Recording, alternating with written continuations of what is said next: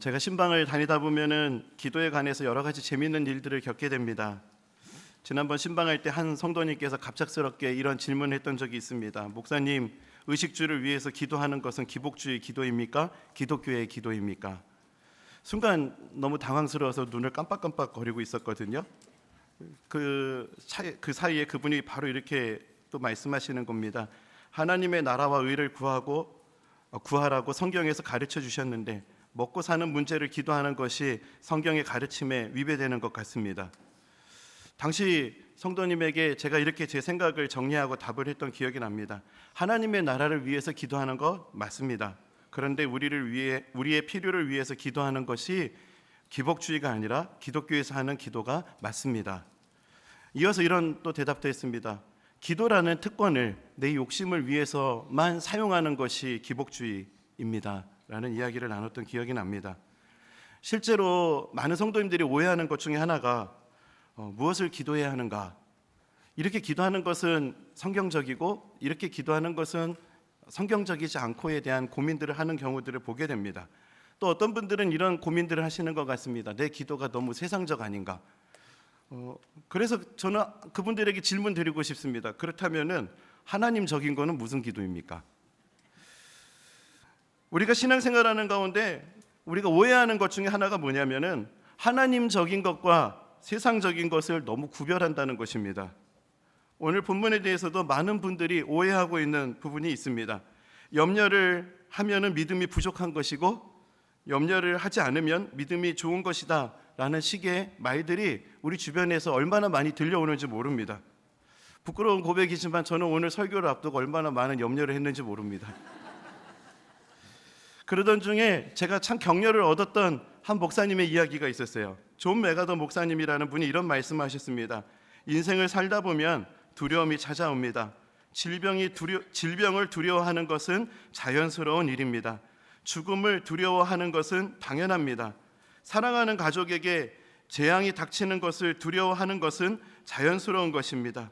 우리가 안심하기를 바라고 인생에서 일어나는 위험을 최소화하려는 것은 모두 당연한 일입니다. 이 모든 것은 건강한 염려입니다. 염려 중에서도요, 건강한 염려가 있다라는 거예요. 하나님께서는 이런 염려를 하는 자들을 향해서 믿음이 없다라고 말씀하시는 하나님이 아니십니다. 하나님께서는 두려움과 염려 가운데 있는 주의 자녀들을 향해서 오히려 이렇게 말씀하십니다. 야곱아, 너를 창조하신 여호와께서 지금 말씀하시느니라. 이스라엘아, 너를 지으신 이가 말씀하시느니라. 너는 두려워하지 말라. 내가 너를 구속하였고 내가 너를 지명하여 불렀나니 너는 내 것이라. 내가 물 가운데로 지날 때에 내가 함께할 것이라. 강을 건널 때에 물이 너를 침몰하지 못할 것이며 내가 불 가운데로 지날 때에 타지도 아니할 것이요 불꽃이 너를 사르지도 못하리니. 오히려 걱정과 두려움 가운데 있는 자들을 향해서 믿음 없다 하는 것이 혹시 사람들의 이야기가 아닌가 하는 생각을 해보지 않을 수가 없습니다. 오히려 하나님은 구체적으로 우리가 두려워하는 상황들을 언급하시면서 물이 두렵지, 그래 물이 너를 침몰하지 못할 것이다. 불이 두렵지, 그래 내가 안다. 그 불이 너를 침몰하지 못할 것이야. 오히려 하나님 우리에게 이렇게 말씀하세요. 하나님은 너를 지키시는 자, 낮의 해와 밤의 달도 너를 상하지 못하게 할 것이다. 염려하는 것, 그것은 어찌 보면은 이 땅을 살아가는 우리에게 있어서 너무나 자연스러운 것입니다. 우리가 염려하기 때문에 하나님이 필요한 것입니다. 우리가 염려하기 때문에 우리가 오히려 기도할 수 있는 것입니다. 그렇게 기도하는 저희들을 향해서 하나님은 믿음 없다 말씀하시는 것이 아니라 두려워하지 말아라, 내가 너를 지킬 것이다 라고 응답하시는 하나님이 되어주십니다. 그렇다고 모든 염려가 다 건강한 염려는 또 아닌 것입니다. 오늘 사도 바울은 건강하지 못한 염려가 찾아올 때 우리가 어떻게 대처해야 되는지를 구체적으로 우리에게 가르쳐주고 있습니다. 오늘 본문 빌립보서 4장 6절 말씀을 우리 다시 한번 함께 한번 읽어보겠습니다. 우리 한번 읽어보겠습니다. 시작.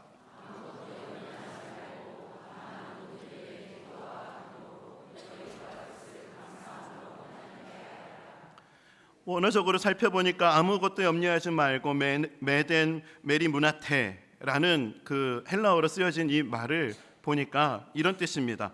그냥 단순하게 아무것도 염려하지 말라. 아무것도 염려하지 말라. 그리고 여기 염려의 어원을 찾아보니까 어원이 이렇습니다. 마음이 나뉘다, 생각이 나뉘다 라는 뜻입니다. 즉 마음이 나뉘어져 있는 상태를 방치하지 말아라. 생각이 나뉘어져 있는 이런 상태를 방치하는 것은 옳지 못하다라는 것을 사도 바울이 우리에게 가르쳐주고 있는 것입니다. 쉽게 얘기해서 나는 가정에 있는데 밥을 먹는 상황인데 나에게 지금 영향을 미치는 것은 밥을 먹고 있는 이 상황이 아니라 이 상황이 아닌 다른 나에게 있지 않는 그냥 내 염려와 근심거리들이 나에게 계속 영향을 미치고 있는 거예요. 나는 여기에 있는데 지금 나에게 영향을 미치는 것은 이 자리에 있는 이게 아니라 전혀 다른 데에 있는 것이 나에게 영향을 미치는 그런 상태가 바로 염려하는 것입니다. 교회에서 기도하고 있는데 교회에서 기도하는 자리에서 하나님 앞에 집중하는 것이 아니라 교회에서 기도하러 나왔음에도 나에게 영향을 미치는 다른 상태에 우리가 빠져서 우리의 생각이 갈라져 있는 그런 상태가 바로 염려라는 것이죠. 이런 염려의 특징은 실제로 지금 이 자리에 있는 나와 어떠한 관계도 없다라는 것입니다. 그것이 나에게 절대적으로 그것에 영향을 미칠 수가 없다라는 것입니다. 실제 염려에 사로잡힌 분들을 만나게 되면은 잊지도 않는 상황을 가지고 여러 가지로 힘들어하는 경우들을 보게 됩니다. 지금 나에게 펼쳐지는 상황은 그게 아닌데 그 염려를 자꾸 생각하면서 불안해합니다. 실제로 일어나지도 않을 일들에 대해서 미리 예측하고 생각하여 그 공포에 함몰되어 계신 분도 만나보았습니다. 그런 분들의 특징을 보면은 염려 그 자체를 깊이 묵상하고 있다라는 것입니다. 염려를 깊이 묵상하고 있습니다. 중세 유럽의 콜레라가 한창 창궐하던 때에 나온 이야기가 있습니다. 한 농부가 마차를 몰고 성을 향해서 가고 있었는데 갑자기 어느 부인이 마차를 세웁니다. 성까지 태워달라기에 부인을 태우러 가는데 좀 분위기가 이상한 거예요. 그 농부가 마차 세울 때는 안 그랬는데 분위기가 이상해서 옆에를 쳐다봤더니 그 여인이 아주 묘한 웃음을 띠면서 그 농부를 쳐다보고 있는 것이었어요. 농부가 놀라면서 물어봤습니다. 부인은 누구십니까? 그러자 그 부인이 이렇게 대답합니다. 나는 콜레라 여사요. 너무 놀라면서 왜 제 마차에 타셨습니까? 저 성에 있는 사람들을 죽이러 가기 위해서요. 그렇다면 부인을 태워줄 수 없으니 내리십시오. 날 태워주지 않으면 당신부터 죽이겠소. 그러면 나와 한 가지 약속을 합시다. 내가 당신을 성까지 태워줄 테니 성에 가서 5명만 죽이시오. 그래서 그 콜레라 여사와 그 농부는 합의를 했습니다. 5명만 죽이기로. 그리고 드디어 콜레라 여사를 태운 그 부인을 태운 마차가 성 앞에 도착했습니다. 그런데 이게 웬일입니까? 성 앞에 도착해 보니까 1000구도 넘는 시체들이 질비해 있는 것 아니겠습니까? 이때 농부가 화가 나서 부인에게 이렇게 말합니다. 부인, 약속이 틀리지 않습니까? 5명만 죽이라고 했는데 이것들이 웬 시체들이요? 그래서 그 여인이 이렇게 대답합니다. 나는 한 사람도 죽이지 않았어. 그러면 저 사람들은 뭡니까? 저 사람들은 내가 온다는 소식을 듣고 질에 겁을 먹고 죽은 사람들이요. 염려가 마치 이와 같다라는 것입니다. 염려는 힘이 있습니다. 염려를 자꾸 생각하는 것에는 엄청난 능력이 있어요. 신방을 다니다 보면은 이 염려에 사로잡혀서 이 염려의 영향력 아래 갇혀 있는 사람들을 많이 보게 됩니다. 공포에 사로잡혀 있어요. 실제로 있지도 않은 일들을 가지고 좌절하고 있습니다. 미리 내가 예측한 상황이 진짜라고 믿기 시작합니다. 그러면서 나의 상황을 점점 공포로 몰고 갑니다. 사도 바울이 말하고 있는 염려하지 말아라 라고 말하는 것은 마치 이런 영향력 아래 머물지 말아라 라는 것을 우리에게 명령하고 있는 것입니다. 실제 우리에게 일어나지도 않을 일들을 미리 예측하고 묵상하고 두려워하지 말아라. 실제가 아닌 것들을 깊이 묵상하면서 공포와 두려움에 묶여있는 그것들을 하지 말아라 라는 것을 사도 바울은 명령하고 있는 것입니다. 그러면서 사도 바울은 이런 염려가 찾아올 때 우리로 하여금 꼭 해야 될 2가지를 가르쳐주고 있습니다. 그것이 뭐냐면은 말씀에 이어서 나오는 기도와 간구라는 것입니다. 첫 번째, 우리가 기도에 대해서 한번 좀 살펴보죠. 기도의 어원을 찾아보니까요, 기도란 하나님을 바라보고 찾는 것이다 라는 어원이 있었습니다. 기도는 하나님을 바라보고 찾는 것입니다. 그래서 우리가 염려가 있을 때에는 기도해야 됩니다. 실제로 우리의 염려의 그런 걱정거리 리스트를 이렇게 뽑아보면은요, 그 모든 것들이 우리의 기도할 기도 제목이라는 것을 보게 돼요. 염려 리스트와 기도 리스트의 차이가 뭔지 아십니까? 염려 리스트는 내가 그것을 끌어안고 계속 그 문제를 묵상하는 것이고요, 기도 리스트는 내 이 염려들을 하나님 앞에 맡겨드리는 것입니다. 염려의 리스트를 기도의 리스트로 바꿔라 라는 것을 사도 바울이 우리에게 가르쳐주고 있는 것입니다. 너의 염려를 기도하라, 네가 염려하고 있는 그것을 기도하라, 하나님을 구해라 라는 것을 사도 바울이 이야기하고 있는 것입니다. 예수님의 제자들이 예수님을 따라다니면서 여러 가지 요청들을 해요. 그러면서도 유일하게 이거 하나 가르쳐 주십시오라고 가르침을 요청한 유일한 곳이 있었거든요. 유일하게 예수님에게 이것 좀 가르쳐 주세요 했던 게 뭐냐면 그게 바로 기도였어요. 누가복음 11장 1절 말씀입니다. 예수께서 한 곳에서 기도하시고 마치심에 제자 중 하나가 여짜오되 주여, 요한이 자기 제자들에게 기도를 가르친 것과 같이 우리에게도 가르쳐 주옵소서. 예수님의 제자들은 예수님에게 기도를 가르쳐 달라고 했습니다. 성경 어디를 찾아봐도 뭘 가르쳐 달라는 요구를 찾아보기가 힘들었어요. 그토록 왜 기도를 배우고 싶었을까? 이 말씀을 생각하면 여러 생각을 해봤습니다. 예수님에게 무슨 기도를 도대체 가르쳐 달라고 했을까? 오병이어 기도법. 하나님, 기도하면은 막 음식이 막 나오는 거예요. 돈을 기도하면 막 돈이 막 이렇게 하는 겁니다. 그럼 오병이어 기도법, 폭풍 잠잠법, 그 다음에 병 고침법, 뭐 이런 것들 제자들이 예수님한테 구하고 그랬던 것인가 하는 이런 좀 재밌는 상상을 혼자 해봤어요. 그런데 오늘 제자들이 근데 제가 또 그러면서 생각했던 것, 이런 기도가 제 재미난 상상에만 머물러 있던 것이 아니라 실제로 이런 기도를 가르치는 데들이 있더라고요. 아주 놀라웠어요. 병 고침 기도법. 네, 그런데 가시면 안 됩니다.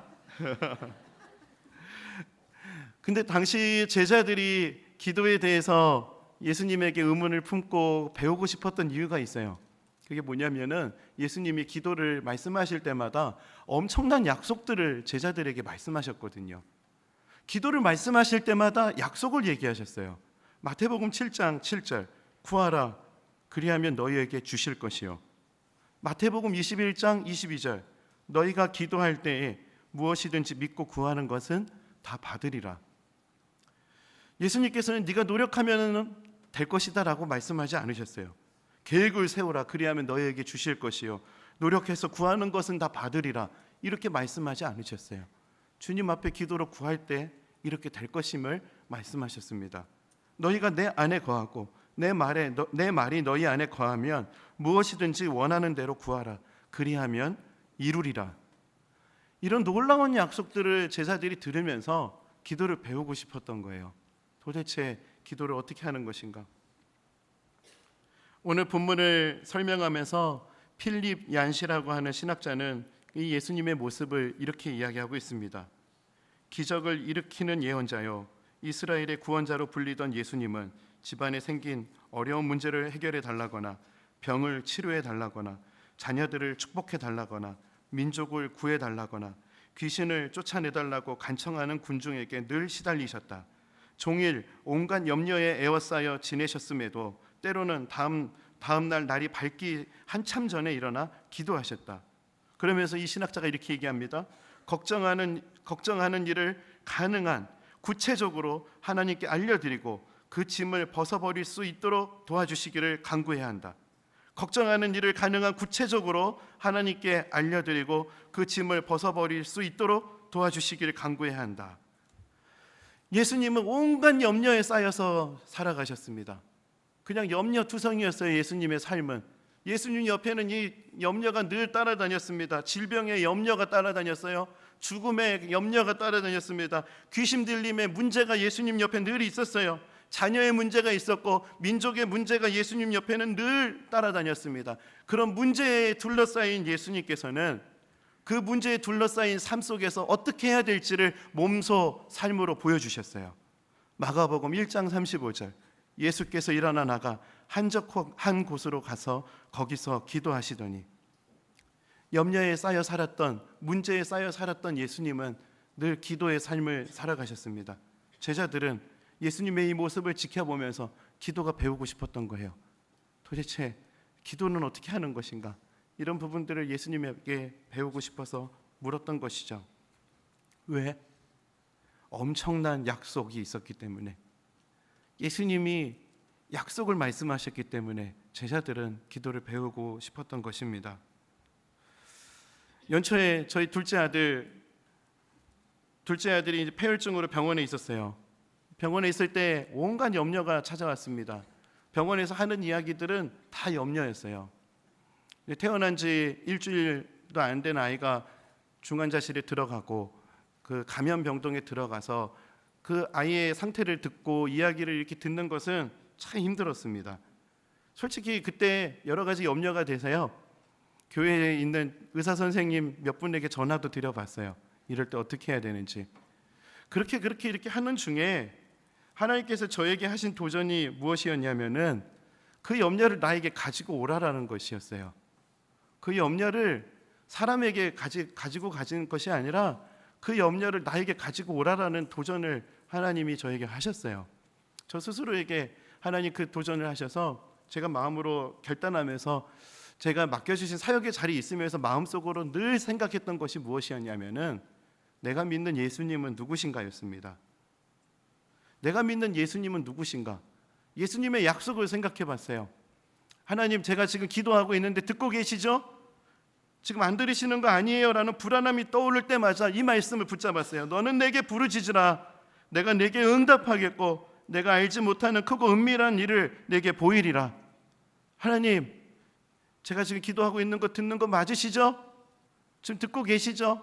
라는 것을 물을 때마다 예수님께서는 오히려 저에게 이렇게 말씀하셨습니다. 볼지어다 내가 문 밖에 서서 두드리노니 누구든지 내 음성을 듣고 문을 열면 내가 그에게로 들어가 그와 더불어 먹고 그는 나와 더불어 먹으리라.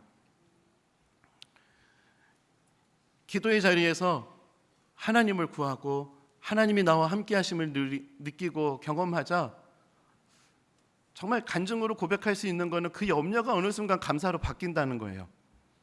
하나님이 나와 함께 해주셔서 참 감사해요. 하나님이 어떤 분이신가? 실제로 보니까 그 질병보다 의사 선생님들이 얘기하는 그 엄청난 이야기보다 하나님의 메시지가 더 강력한 약속이라는 것을 믿을 수 있는 힘을 저에게 주시더라고요. 하나님을 구할 때, 하나님께 염려를 맡겨드리고 기도할 때, 하나님을 구할 때 하나님이 누구신가? 그 약속을 생각하면서 그 약속을 붙잡고 하나님을 구할 때 하나님께서는 이런 은혜를 우리에게 허락하신다는 것을 우리는 확신하고 믿는 것입니다. 이런 믿음을 가지고 하나님 앞에 기도하며 나아갑시다. 이런 믿음을 가지고 우리의 염려를 주님 앞에 맡겨버리는 거예요. 염려의 리스트를 기도의 리스트로 오늘 바꾸는 밤이 되기를 소망합니다. 여러분의 염려의 리스트를 하나님 앞에 기도의 리스트로 올려드리는 그런 결단이 있는 시간 되기를 소망하고, 기도의 제목의 리스트를 주님 앞에 맡겨드릴 때마다 하나님은 누구신가? 그 하나님의 약속을 기억하며 주님 앞에 간절하게 기도하는 우리 모두가 되기를 소망합니다. 너희 염려를 다 주께 맡기라. 이는 그가 너희 염려를 돌보심이라. 오늘 이 밤 너희 염려를 다 주께 맡기라.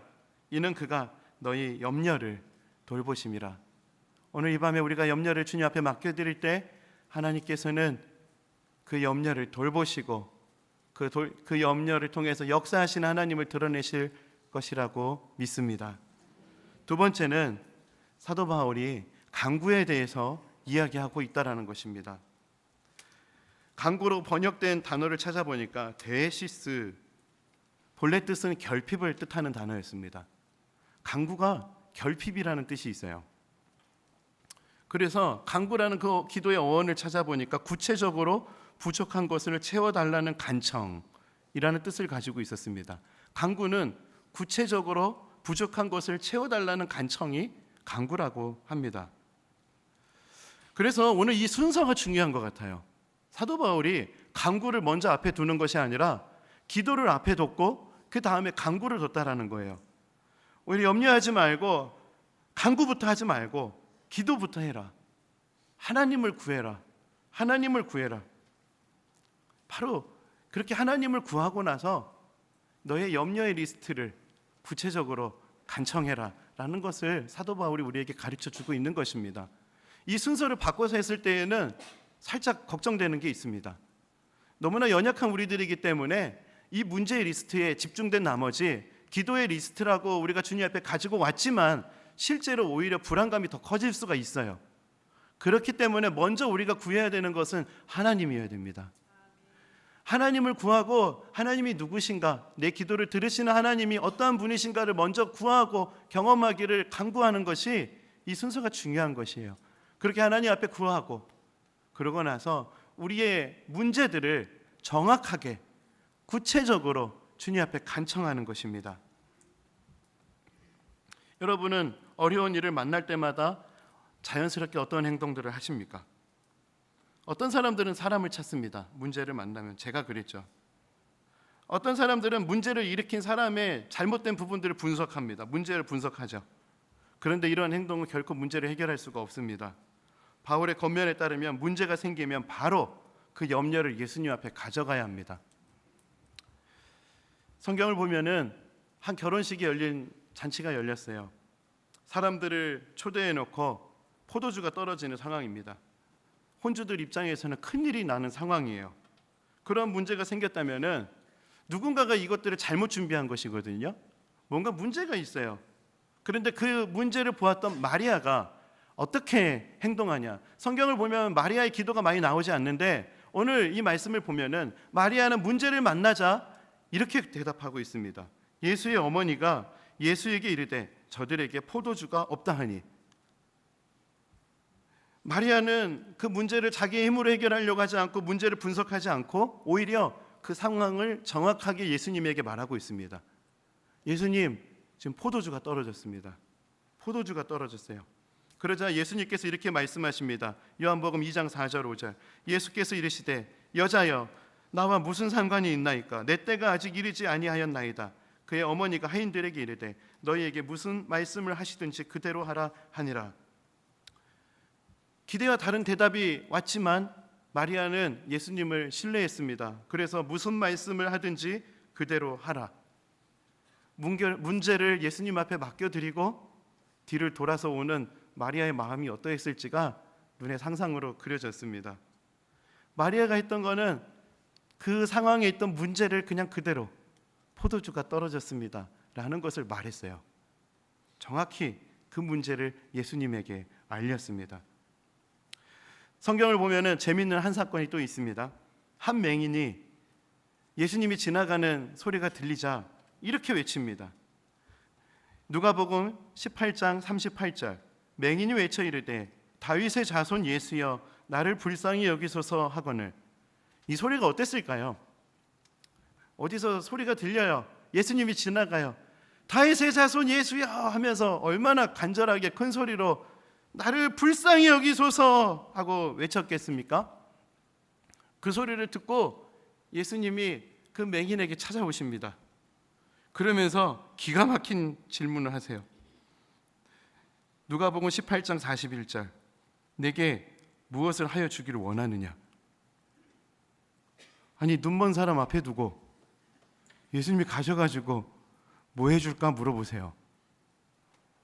다윗의 자손 예수여 불쌍히 여기소서. 이거 우리의 기도 아닙니까? 그런 기도를 들으시고 예수님이 찾아오셔서 무엇을 물으시는가? 내가 무엇을 해주길 원하느냐? 이 맹인이 빠뜨렸던 기도가 있어요. 그게 뭐냐면은 자기의 문제를 예수님에게 고백하지 않았다는 거예요. 하나님은 다 아시겠지. 다윗의 자손 예수여 불쌍히 여기소서. 내가 무엇을 하기 원하느냐? 그러자 그가 이렇게 대답합니다. 이르되 주여 보기를 원하나이다. 주여 보기를 원하나이다. 실제로 우리의 기도는 어떻습니까? 많은 분들이 이렇게 기도 안 하는 것을 보게 돼요. 신방 가서 기도 제목 물어보면 세계 평화를 얘기하시는 분들도 계십니다. 하나님 안에서 기도 그리스도인답게 너무 다윗의 자손 예수여 불쌍히 여기소서예요. 무슨 문제가 있냐? 내가 무엇을 해줄까라고 물어볼 때 그것에 대해서는 전혀 말하지 않는 그리스도인들이 너무나 많아요. 마치 오늘 예수님이 눈앞 바로 앞에 오셔서 뭐 해줄까를 계속 묻는 것 같습니다. 교구에서 참 어렵게 신방하기 힘든 분을 신방했었어요. 신방 가기 전에 전사님께서 귀뜸을 해주셨어요.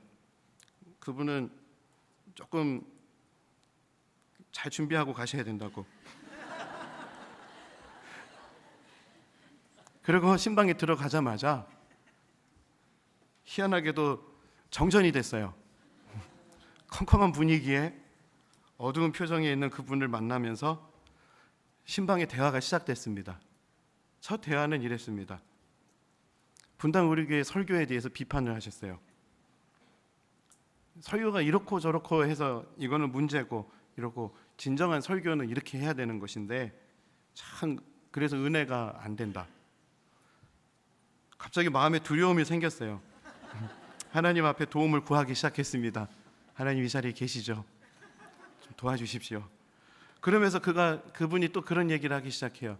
남편과의 갈등이 너무나 심한 상황이에요. 오늘 아침에 남편이 본인의 얼굴을 보자 문을 쾅 닫으셨대요. 그럼에도 불구하고 남편을 미워하지 않기 위해서 애쓰고 있으시대요.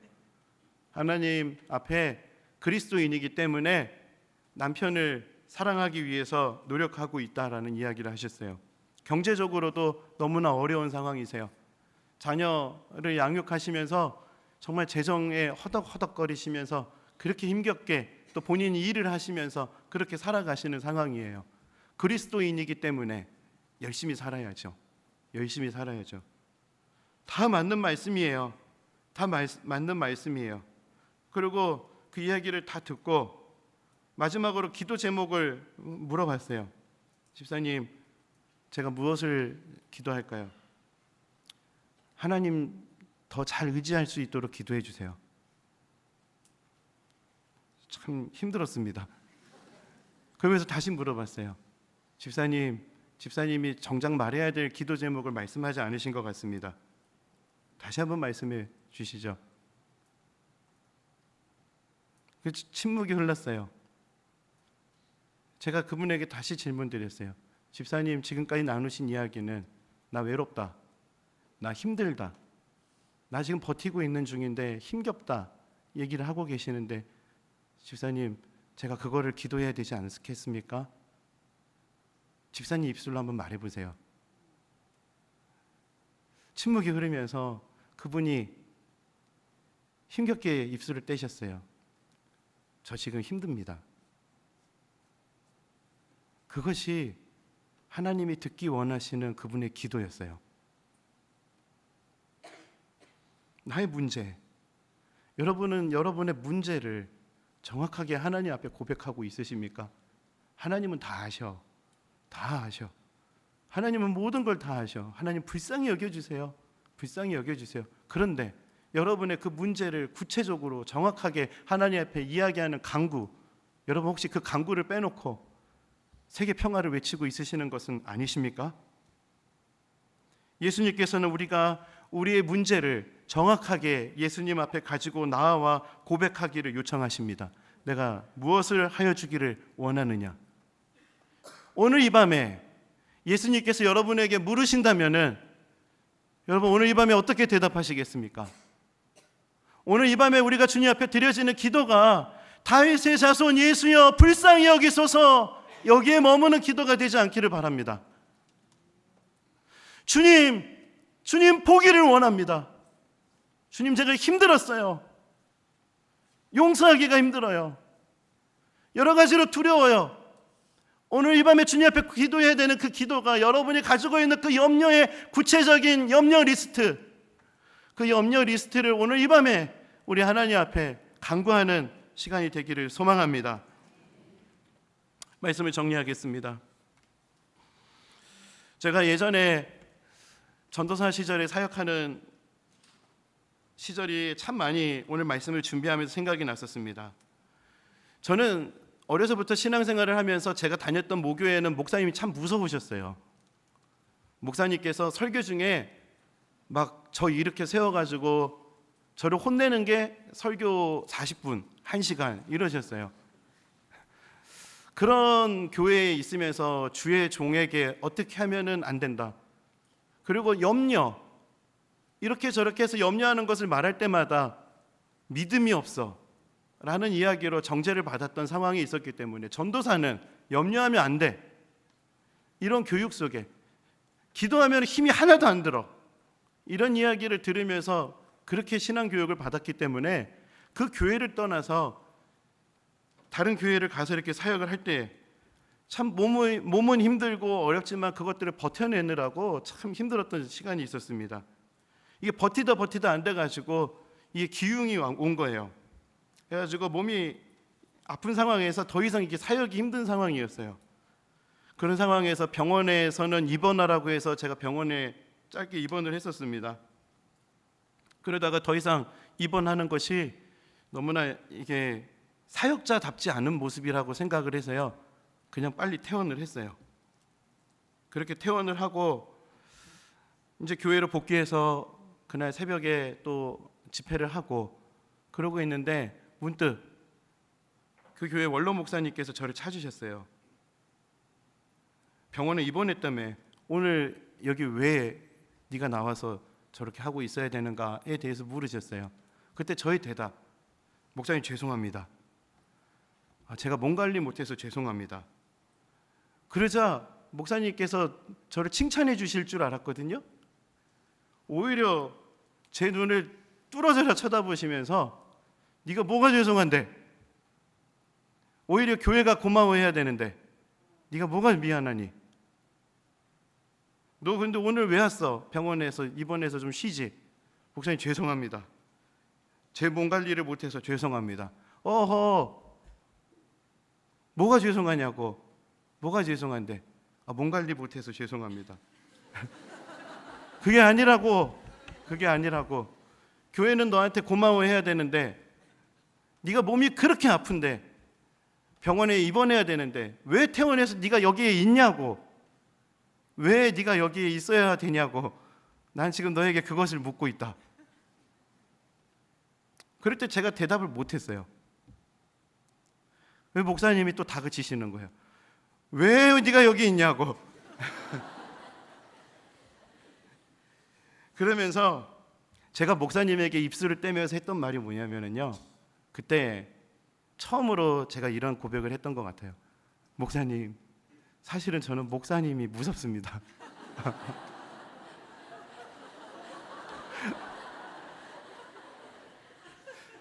그런데요, 제가 목사님이 무서워요 라고 이야기하는데 제가 그날 얼마나 울었는지 몰라요. 목사님이 무서워요 라고 이야기하는데 목사님 저에게 그러셨어요. 미안하다. 내가 정말 목사들을 다 대신해서 너한테 용서를 구한다. 미안하다. 그날 그렇게 목사님이 무서워요 라고 목사님 앞에 고백했던 것이 제 안에 저를 묻고 있던 깊은 염려였어요. 그날 제가 목사님에게 그 고백을 하고 이어서 무슨 고백을 했냐면요, 사역자는 힘든다고 말하면 안 돼 라는 교육을 받았다 보니까 그 이야기를 못하고 있었는데, 목사님 사실은 제가 너무 힘들었습니다 라는 이야기를 하면서 그날 만난 하나님의 은혜는 제가 평생 잊지 못할 정말 영광스러운 순간입니다. 그날은 정말 이렇게 훌륭한 반주팀도 없었어요. 목사님과 저만 있는 자리였는데 그날 임하신 하나님의 영광과 그 임재하심은 제가 평생 잊지 못할 은혜입니다. 여러분, 오늘 이 밤에 하나님이 여러분 앞에서 지금 묻고 계십니다. 내게 무엇을 하여 주기를 원하느냐? 내게 무엇을 하여 주기를 원하느냐? 오늘 이 밤에 여러분은 주님 앞에 어떻게 응답하시겠습니까? 우리의 염려를 주님 앞에 맡겨버리고 기도와 간구로 너희 구할 것을 감사함으로 하나님께 아뢰라. 오늘 이 시간이 주님 앞에 그렇게 기도하는 시간이 되기를 소망합니다.